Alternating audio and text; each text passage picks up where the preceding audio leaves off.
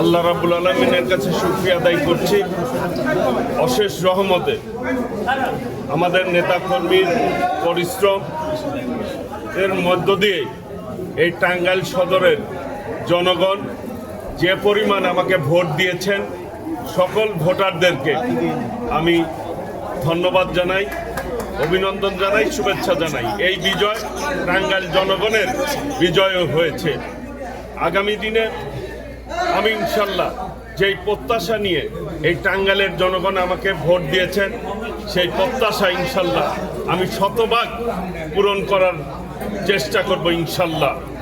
আমি নেতাকর্মীদের বলবো, সকলেই অনেক পরিশ্রম করেছেন, সকলকে ধৈর্য ধারণ করে সহনশীলভাবে পরিস্থিতি যাতে ভালো থাকে। গতকালও আমি সকালে বের হয়েছিলাম, প্রত্যেকটি ইউনিয়নেই আমি ভিজিট করেছি এবং তাদেরকে শান্ত থাকার বলেছি। কারণ এখন আমাকে 4,65,000 ভোটার যারা আমাদেরকে ভোট দিয়েছেন, সকলের প্রতিনিধি হিসাবেই কিন্তু ওনারা আমাকে নির্বাচিত করেছেন, সবাই আমাকে ভোট দিয়েছেন। কাজেই সকলের নিরাপত্তা দেওয়ার দায়িত্ব হচ্ছে আমার। আমি সকলের সহাবস্থান নিশ্চিত করব, সহমর্মিতার পরিবেশ বজায় রাখব। আমার নেতাকর্মীদের উদ্দেশ্যে বলবো, তারা যাতে সকলেই শান্ত থাকে, ধৈর্য ধরে, কোনো উস্কানিতে কেউ পা না দেয়, কারোর সাথে কোনো বিবাদে কেউ না জড়ায়। সকলে মিলে আমরা সুন্দর শান্তির টাঙ্গাইল গড়ে তুলব ইনশাল্লাহ। মানুষের প্রত্যাশা, টাঙ্গাইল মানুষের প্রত্যাশা অবশ্যই আমি মনে করি যে আমার নেতা দেশনায়ক তারেক রহমানের প্রতি পূর্ণ আস্থা বিশ্বাস রয়েছে। উনি যখন যেভাবে আমাকে যে জায়গায় কাজে লাগাবে আমি ওইভাবেই কাজ করব ইনশাল্লাহ। অনুভূতি, আমার ভাই দীর্ঘ 17টি বছর কারাভোগ করেছে, নির্যাতন ভোগ করেছে। উনি নির্বাচিত হওয়ায় আমি অত্যন্ত খুশি হয়েছি, আনন্দিত হয়েছি। আমার ভাই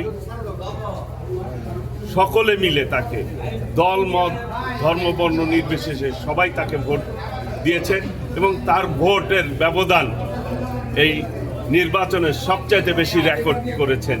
কাজেই আমাকেও টাঙ্গাইল সদরের জনগণ আমাকে বিপুল ভোটে নির্বাচিত করেছেন। আমি সেই জন্য টাঙ্গাইল সদরের প্রত্যেকটি জনগণের কাছে আমি কৃতজ্ঞতা প্রকাশ করি এবং তারা আমাকে অনেক বেশি উৎসাহ দিয়েছেন, আমার সাথে থেকেছেন। আমার নেতাকর্মীরা আমার জন্য অনেক বেশি পরিশ্রম করেছেন, তাদের প্রতিও আমি কৃতজ্ঞতা জানাচ্ছি। ফাগুন, সেই জন্য আমি সকলকে বলবো, এই বাংলাদেশের গণতন্ত্রের যে বসন্ত বয়ে যাচ্ছে, বাংলাদেশের মানুষের হৃদয়ে যে বসন্ত বয়ে যাচ্ছে, এই বসন্ত যাতে মানুষের মঙ্গলের জন্য হয়, মানুষের কল্যাণের জন্য হয়, শান্তির জন্য হয়।